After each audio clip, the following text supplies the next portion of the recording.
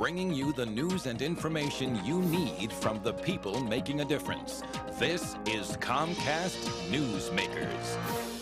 Well, thank you for joining us. We're in Modesto at the Great Valley Center, and the Great Valley Center happens to have a president, and it's David Hosley, and he's with us right now. Nice to see you, David. Jack, it's good to be here. Right. Welcome to the Great Valley Center. Thank you. And what a great building this is. Yes, it's an old church. It's a historic building in Modesto.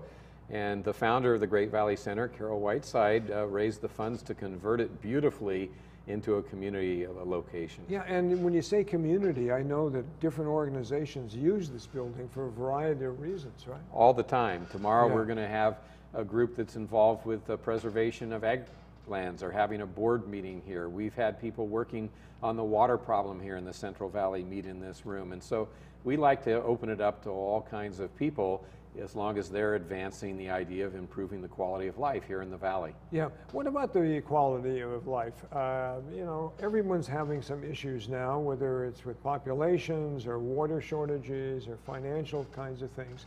Are some of these things being able to be resolved here?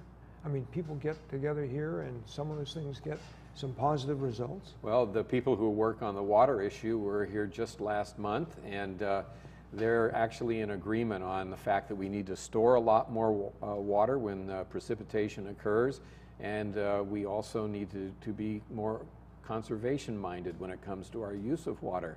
Whether or not we would have a peripheral canal, that's a question that we don't have agreement on yet. Right. But you yes, probably never will, David. Well, maybe not in our lifetimes, Jack. Lifetime, but the Great Valley Center is an organization that brings people together in just the ways that you've asked about. And then we also try to shed light on the issues here in the Valley. So we do white papers and indicator reports that measure the quality of life and whether we're trending in the right direction and what we might do to improve quality of life. Well, tell me a little bit about that, about the quality of life in this area. I mean, is it holding steady? Is it, in your opinion, and you obviously got a chance to see an overview of what's going on, how is it going? Well, there's several things that are positive. Yeah. And so among the positive things are we're making good progress on improving the air quality in the Central Valley. That's been an issue for quite a while. Well, it's been the #1 issue at times here in the Valley, but for lots of different reasons. Most recently because of restrictions on winter burning. That's helped a lot in the winter time when we have those inversion layers come through.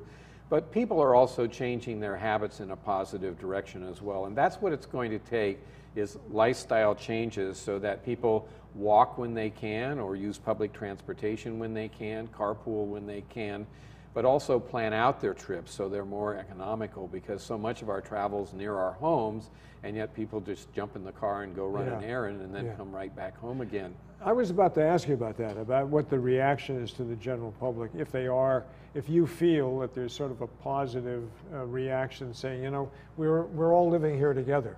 We've got to do something about it, and you're answering the question right there. Yeah, people are willing to change the things that they do so that they can live a greener life, and so we're seeing a percentage of the population willing to do that. People are working better together. One of the things that I'm very excited about is the level of planning for the future, and we now have a San Joaquin Valley blueprint that's in place that's going to guide where our growth takes place in the future, and we're going to try to contain it within our existing cities if we can, and conserve ag land, which is our #1 industry, agriculture, of course. We want to make sure that it prospers in the future. So that's a positive thing as well. You're having cooperation. People can see across from their city limits now and think about a bigger picture and work in sub-regions in the valley. And in the long run, I hope that we can think as an entire valley. And then we can compete for resources that we need with the rest of California, with the rest of the country. Okay, you'll stay here, come back. We'll talk a little bit about the future of California in this particular area. David Hosley's been our guest. He is president of the Great Valley Center in Modesto. Thanks for watching.